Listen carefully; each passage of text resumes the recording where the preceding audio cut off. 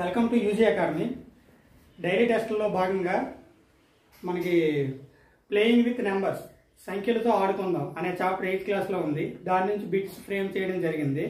దాని ఎక్స్ప్లెనేషన్ ఇప్పుడు ఒకసారి చూద్దాం. First question, BA into B3 is equal 57A అయినా AB విలువలు వరుసగా అన్నాడు. ఓకేనా?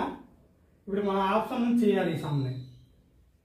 BA into B3 is equal 57A అన్నారు కాబట్టి ఫస్ట్ ఆప్షన్ చూద్దాం. A B వరుసగా అన్నారు కాబట్టి A B వాల్యూస్ 2 5. ఫస్ట్ చూద్దాం. B 5A 2 into B 5 3 is equal 57A. A value 2. ఇప్పుడు ఎలా చూడండి, 3 2 6 కానీ ఇక్కడ ఏముంది 2 ఉంది. అంటే ఒకట్ల స్థానంలో సంఖ్యలు గుణిస్తే ఇక్కడ ఒకట్ల స్థానంలో సంఖ్య వస్తుంది అన్నమాట. 3 2 6 కానీ ఇక్కడ 2 ఉంది కాబట్టి ఇది రాంగ్ అని అర్థం. Next B 5 A 3 into B 5 3 is equal 57. A అంటే 3. ఇది చూడండి, 3 3 9 కానీ ఇక్కడ ఏముంది 3 ఉంది. ఇది కూడా wrong answer. Next B 3 A 5 into B 3 3 is equal 57. A అంటే 5. ఇలా చూడండి, 3 5 15 అంటే చివరి 5 వచ్చింది. ఓకే, 5 వచ్చింది కానీ 35 33 575 అన్నాడు. మనం నార్మల్గా కౌంట్ చేసుకున్న 35 ఇంటూ 30 చేసినా సరే ఏమొస్తుంది,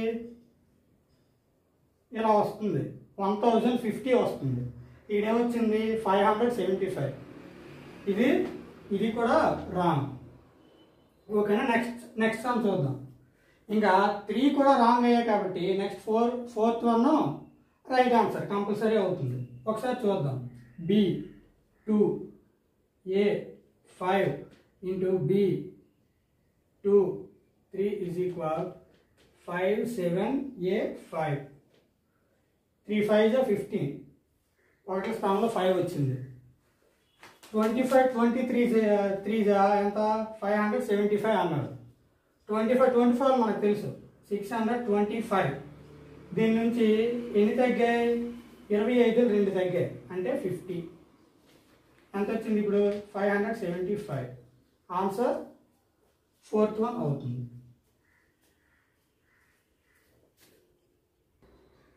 ఇప్పుడు మనం సెకండ్ సమ్ చూద్దాం.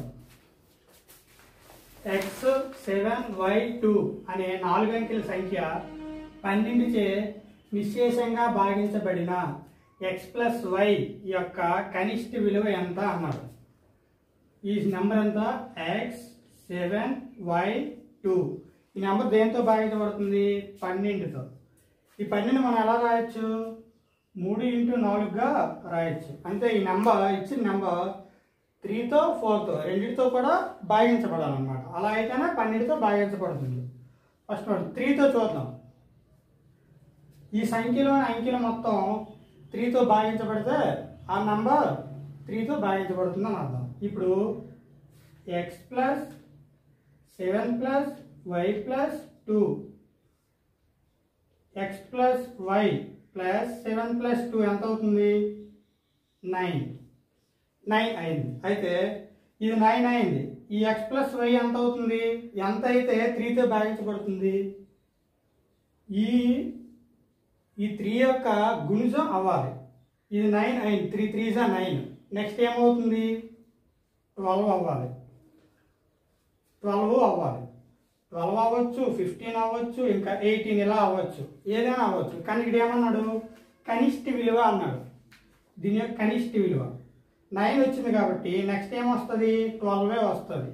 12 అవ్వాలంటే ఇక్కడ ఎంత ఉండాలి, x ప్లస్ y ఇంకా 3 ఉండాలి. ఎందుకంటే 9 + 3 కూడా 12 అవ్వాలి. 12 అవుతుంది కాబట్టి అప్పుడు ఆన్సర్ ఎంత అవుతుంది, 3 అవుతుంది. ఆప్షన్ 2 డైరెక్ట్గా మనం పెట్టేది.